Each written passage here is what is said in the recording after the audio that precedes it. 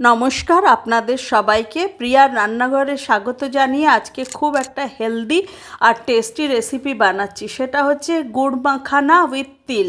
তো গুড় মাখানাটা কি করে বানাবো, প্রথমে কড়াইটা গরম করে শুকনো খোলায় মাখানাটাকে ভেজে নেব। মাখানার যে গুণ আছে সেটা আর কাউকে বলতে হবে না, তাই তো। তো মাখানা কি করে বুঝবো ভাজা হয়ে গেছে? হাত দিয়ে একটা ভেঙে নেবেন, দেখবেন কুড়মুড় করে মুড়ির মতন ভেঙে যাচ্ছে। তারপরে ওই গরম কড়াইটাতেই 1 চামচ টেবিল স্পুন তিল দিয়ে দেবো, সাদা তিল ভেজে নেব। তারপর এটাতে চিনি ঠিনির কোনো বালাই নেই, কেন কি পুরো হেলদি রেসিপি। তো এটার মধ্যে তো গুড় দিয়ে দিতে হবে, জ্যাগরি। আমার কাছে গুড়ের গুঁড়ো ছিল, কিন্তু তোমাদের কাছে না থাকলে তোমরা ঢালা গুড় দিয়েই মেল্ট করে নিতে পারো, ওটাতে কোনো প্রবলেম হবে না। তারপরে কিভাবে গুড়টার মাপটা দেবে, যেমন মাখানাটা যে পুরো ভালো করে মাখিয়ে যায়।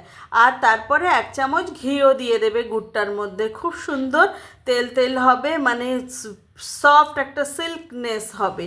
তো তারপরে যখন গুড়টা খুব ভালো করে মেল্ট হয়ে যাবে, আটো আটো হয়ে যাবে, তারপরে তোমরা দিয়ে দেবে ভাজা তিল আর মাখানাটা দিয়ে খুব ভালো করে মিক্স করে দেবে, যেন সব মাখানার গায়ে সুন্দর করে গুড়টা লেগে যায়, সেই ততক্ষণভাবে নাড়াতে হবে।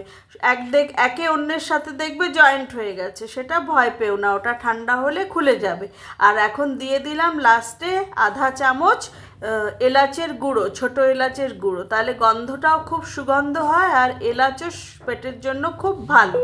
তারপরে এটা ঠান্ডা যখন হয়ে যাবে একে একে সব ছাড়িয়ে নেবে। দেখো, বাচ্চা প্রথমে খেতে চাইছিল না, একটা টেস্ট করলো, খুব টেস্টি। আর খালি টেস্ট হলেই তো হয় না, খুব হেলদিও হয় এই রেসিপিটা।